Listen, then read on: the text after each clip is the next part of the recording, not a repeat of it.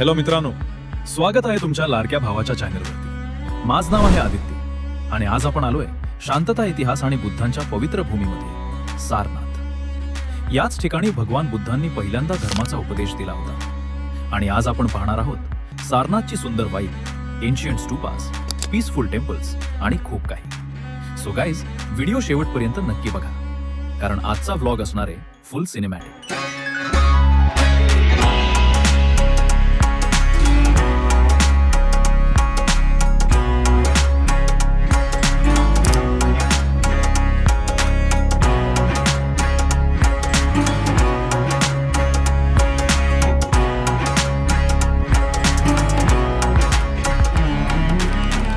हा तुम्हाला शांत वाटत असेल, बट हा विचारात आहे. बिकॉज हा फर्स्ट टाइम अवध्या लंब जातोय आणि ही त्याची बॅक कॅप आणि पोकी रुमाल. आता हा झाले रेडी. जयला थोडं खुश वाटत नाही, बट होईल खुश. आता आदित्य वेट करतो गाडीचा. या लवकर या. आली कार आणि त्याला अस बसवलं, जसं कपडात कोचून कपडे ठेवतात तसं.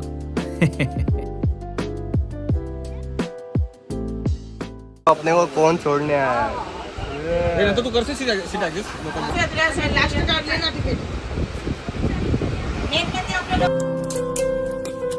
ऐसा कुछ खाने को दो ना साहब.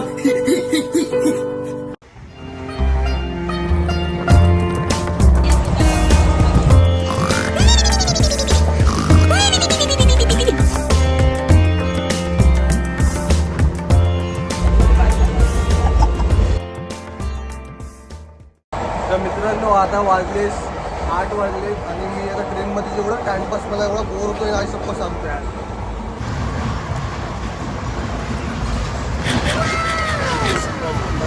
तो दोस्तों अभी काय क्या रे भीक मंग्या. 3 वाजले.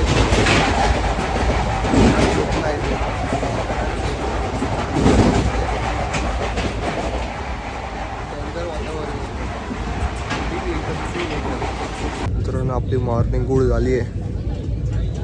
सकाळचे किती वाजले रे?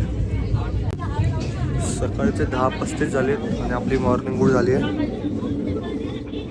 तोंड धुवायला काय आहे नाही, पण या पाण्याने मी तोंड आजी बोल, थंडी कशी होती? बाबा काय सांगतो, कशी होती थंडी? भरपूर थंडी आहे, भरपूर. मित्रांनो, तर मी करतो नाश्ता. हा, भाकरवडी आणि काय बोलूया ना, काय बोलत रे प्रेरणा भाई बंद करणार काढला, घेतली चपाती. अरू लकी आहे व भाग्य भाई व. आता घे.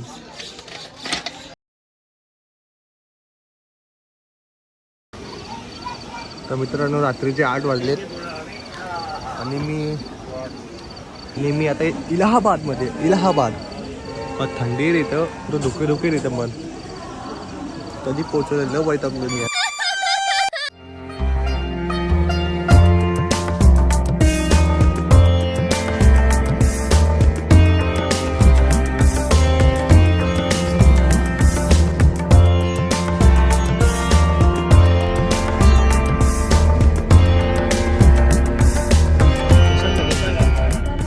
मित्रांनो, मी हॉटेलला थांबले, वाजले 3. बट या हॉटेलमध्ये pure veg. I like non veg. तू नाही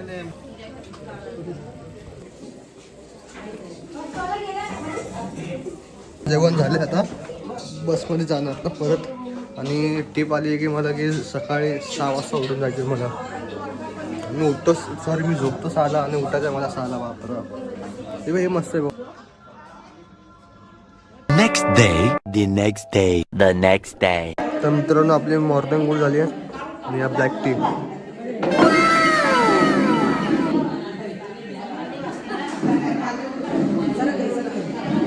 काहीच चव नाही. ते तुला जाडी दिसते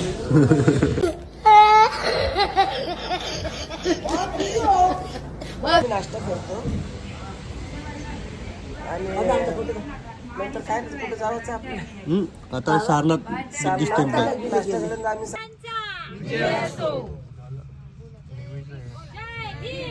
जय भीम.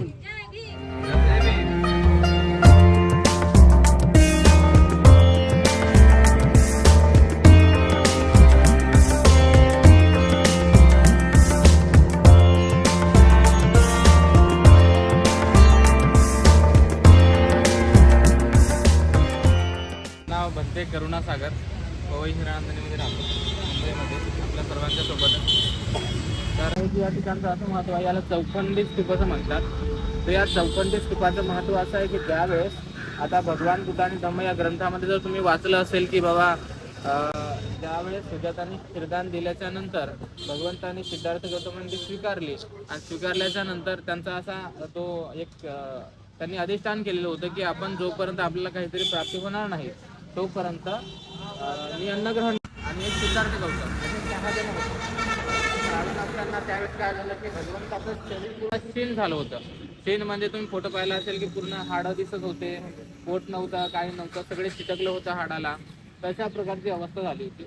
मग जेव्हा सुजाता आली, सुजाताने खीरदान दिली, भगवंतांनी ती स्वीकारली आणि ग्रहण केले. त्यावेळेस 5 लोकांना जे काही ब्राह्मण होते त्यांना राग आल्याच्या नंतर ते निघून गेले की आपलं जे काही अधिष्ठान आहे ते सिद्धार्थ गौतमांनी मोडलं. मित्रांनो तुम्ही आता तो बघितला चौखंडी स्तूप. मला काय त्याची इन्फॉर्मेशन नव्हती, सो आपले भंतीचे होते त्यांनी इन्फॉर्मेशन दिली ती तुम्हाला आवडली असेल, आवाज आला असेल ऐकली. आता आपण जातो दुसऱ्या स्पॉटला. हां पण अशी साडी उडी पण आता हे काका आपल्याला घेऊन जात आहेत बघायला साडी बिडी कसं बनतात. कोणतं साडी बनताय म्हटलं?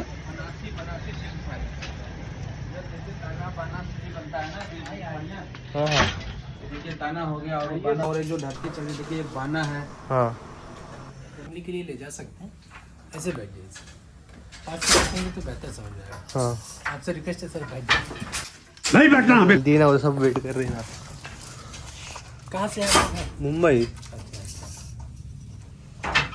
ग्रुप में आए हैं आप लोग? हाँ हाँ पूरा ग्रुप है. अच्छा, अभी थोड़ा जल्दी में है ना? हाँ ठीक है, तो आप लोग घूम के आइए. हाँ हम लोग रिटर्न आ जाएंगे ना तब देख लूँगा.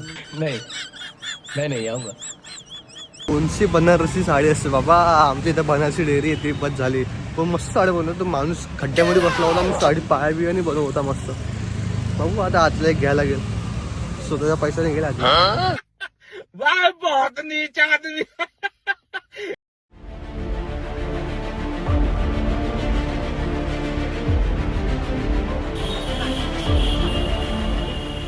तर ना आता एवढी मोठी मूर्ती आहे ना, हा दिल खुश झाला.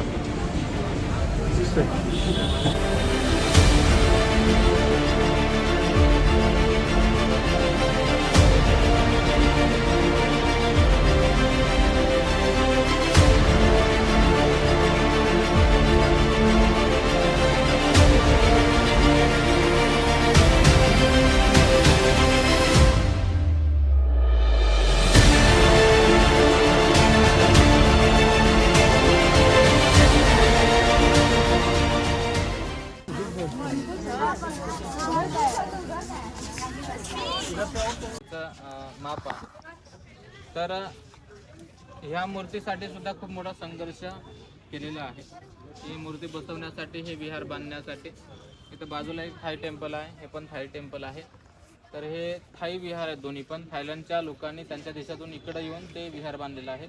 आणि प्रामुख्यानं सांगायचं म्हणजे हे जे काही मूर्ती आहे हे काही कोणत्या मोठ्या राजाने बांधलेलं नाही किंवा कोणत्या नाही, तर एक महाराष्ट्रीयन भिक्षू आहेत, भगवंत आनंद कौशल्यन. सगळ्यांना माहीत असेल किंवा नसेल माहिती. मित्रांनो मी आता ना थाई बुद्धिस्ट टेम्पलमध्ये जसं की आपण इथं होतो ना पॅगोडाला, पण तो आता मला तो ब्लॉग टाकायला लागेल. मी टाकलाच नाही आहे. काढतो व्हिडिओ काढतो. हां हां हां.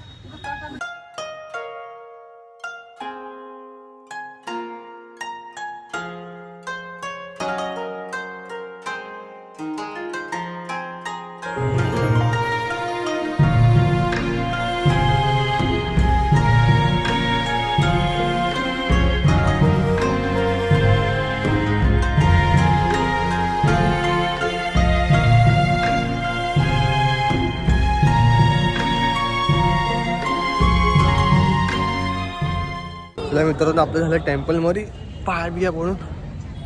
तर काय दुसरं ठिकाण जाऊया आता मस्त.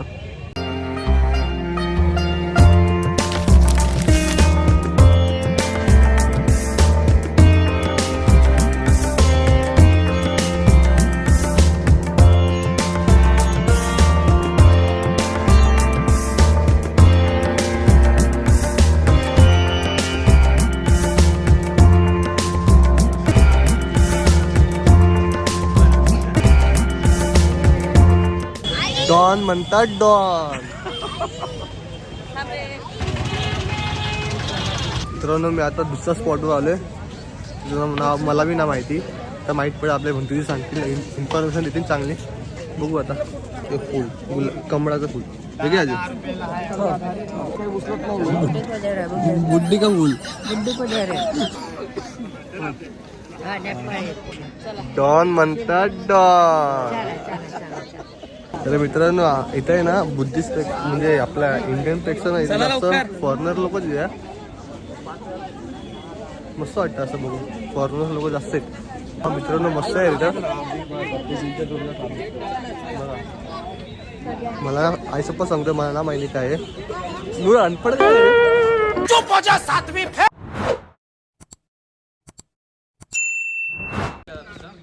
आता आपण जर बघत आहात तर हा जो काही पिलर आहे त्याच्यामध्ये ठेवलेला आहे. ह्याच्यावरती हे जे काही लिपी लिहिलेली आहे हे असं दाखवून देते की हे या ठिकाणी भगवान बुद्धाचं विहार होतं. या ठिकाणी भगवान बुद्धांनी पहिले धम्मचक्र प्रवर्तन केलं, म्हणजे पहिले धर्मोपदेश केला. आणि एक त्यांचं विहार बांधल्यानंतर एक त्यांचं निशाण म्हणून एक सम्राट अशोकाचं एक निशाण म्हणून त्या ठिकाणी राजमुद्रा ठेवण्यात आली होती. तर हा जो काही पिलर आहे, हा जो स्तंभ दिसला हा एका दगडामध्ये आहे. तर हा किती मीटर आहे? 15 मीटर, 15.25 मीटर. म्हणजे 15 मीटर म्हणजे 45 फूट, म्हणजे 50 फूट जरी म्हणलं. हे पण बुद्धिस्ट स्तूप आहे. आय थिंक आपण ते पाठीमागून बघितलं ना त्या साईडून तेच आहे. खूप मोठे आहे पण म्हणजे पुरं वाईट दिसेल कारण इथं धुकं खूप आहेत.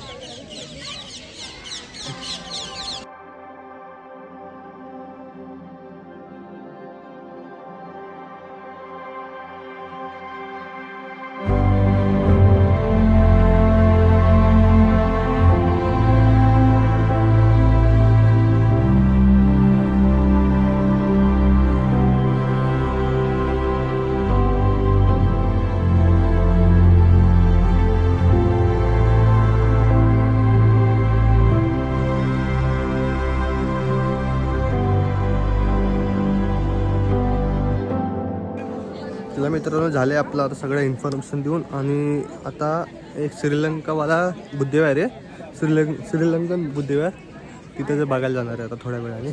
जरा फोटो वगैरे काढतो आजीबाईचे. केसाला जरा इग्नोर करा, खूप घाण झालीत. 2 दिवस आंघोळ नाही गेली, 3ऱ्या दिवस आंघोळ केली तर ड्राय झाले पूर्ण.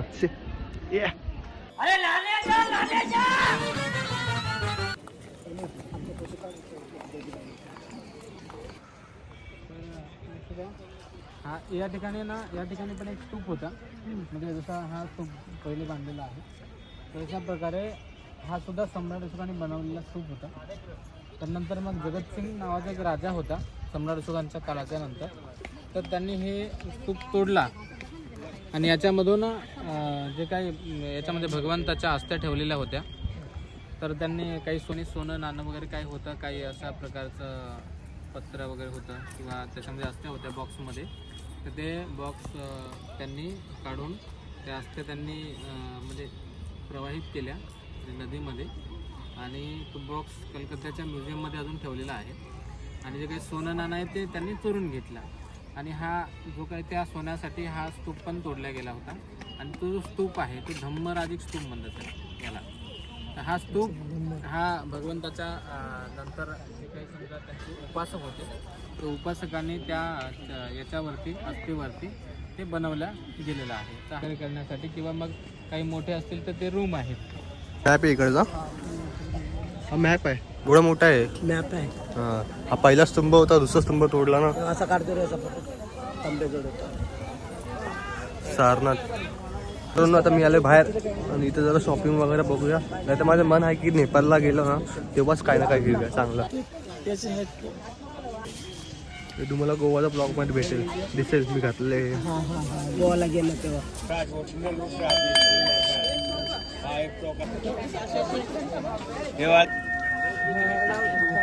आणू का म्हटलं राहू दे ना एकदम धीरे पूजा पाठ को बढ़ गया मस्त आहे. मी घेतलंय मित्रांनो घेतलंय चिकनचा डोका टाकायचं चिकनचा डोका. पण मी आता आलोय श्रीलंकियन बुद्धविहार आहे तिथं आलो.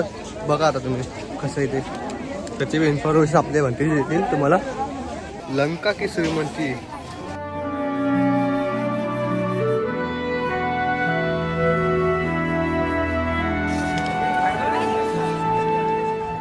चला मित्रांनो मी जातोय आता टेम्पलमध्ये. अरे डबल बैटरी अभी मैं गाली नहीं दे सकता. गाली नहीं देना. फैमिली देखती है.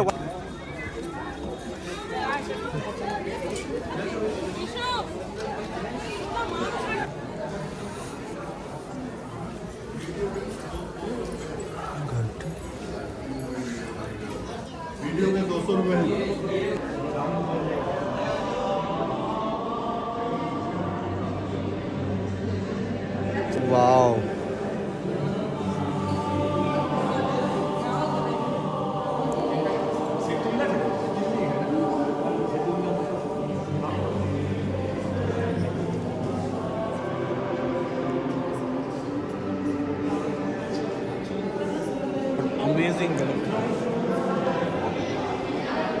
मित्रांनो इथे एकदम मस्त आहे ना एकदम शांत वाटते एकदम चिल थंड वाटतं पाहण्याला एकदम. लाइटिंग वगैरे एकदम भारी आहे एकदम शांत एकदम प्रॉपर वाटतं एकदम.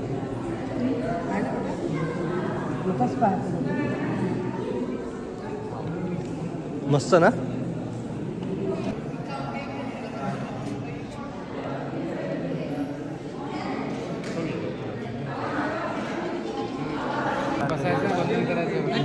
बसायचंय का 1000 लेण्या स्तूपा बांधल्या होत्या. त्यामधलं एक विहार म्हणजे हे विहार आहे. आणि या विहारामध्ये जी काही पेंटिंग काढलेली आहे ही पेंटिंगसुद्धा रिअल आहे. आणि अजूनपर्यंत तशाच पद्धतीची पेंटिंग जशा प्रकारे आपण अजिंठा वेरूळला जातो त्या ठिकाणी जशी नक्षीकाम पेंटिंग आहेत त्याच पद्धतीचं पेंटिंग जे आहे की या ठिकाणी आहे. पण हे आणखीसुद्धा तसे तसं आहे कारण का याची सुरक्षा खूप आहे. आणि श्रीलंकन जे काही अनागारिक होते अनागारिक धम्मपाल तर त्या अनागारिक धम्मपालने भारत देशामध्ये येऊन बुद्धगयाच्या महाबोधीसाठी संघर्ष केला. आणि हे जे इथंसुद्धा त्यांच्या महाबोधी सोसायटीची स्थापना केली. आणि या ठिकाणी सुद्धा हे जागा पहिले ब्राह्मणांचा ताबा या संपूर्ण जागेवरती होतं. आणि त्यांच्या त्या संघर्षामुळे आज या ठिकाणी हे जे काही संपूर्ण विहार हे बौद्ध भिक्षूंच्या कंट्रोलमध्ये आहे अंडरमध्ये आहे. आणि बौद्ध भिक्षूचं वर्चस्व या ठिकाणी आहे.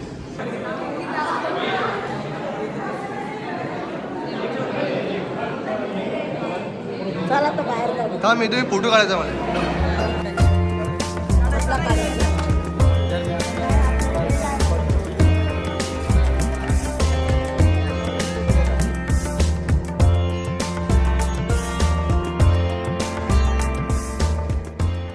मित्रांनो आपल्या भंतीजीने सांगितलं होतं ना जे 5 भिक्खू होते जे आपल्या बुद्धांना भेटायला आलेले म्हणजे त्यांचे मित्र होते ते त्यांचे स्टॅच्यू वगैरे बनवले ते बघा.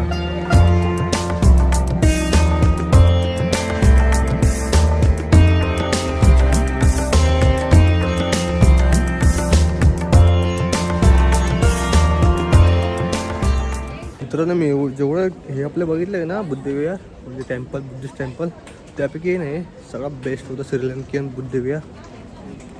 आणि ते सगळे होते ना आपले फोटोज वगैरे म्हणजे ते ड्रॉइंग केलेली ती रिअल होती. काय आजी कसं वाटतंय. छान सुंदर दिसतं.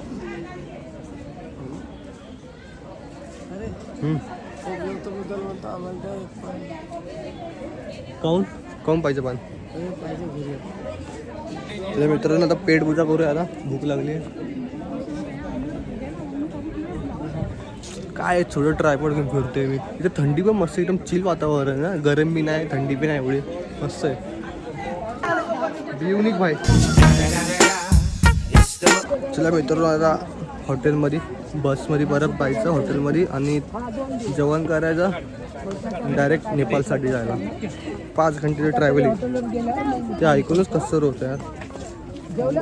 आणि खाजवतंय रे. चला तर मित्रांनो, तुम्हाला हा व्हिडिओ आवडला असेल तर नक्की लाईक करा, सबस्क्राईब करा आणि तुम्हाला कोणता पार्ट जास्त आवडला तो कमेंटमध्ये सांगा. आणि ही जर्नी पुढे कंटिन्यू होणार आहे, ते पण तुम्हाला नक्की आवडेल. चला, काळजी घ्या, येतो.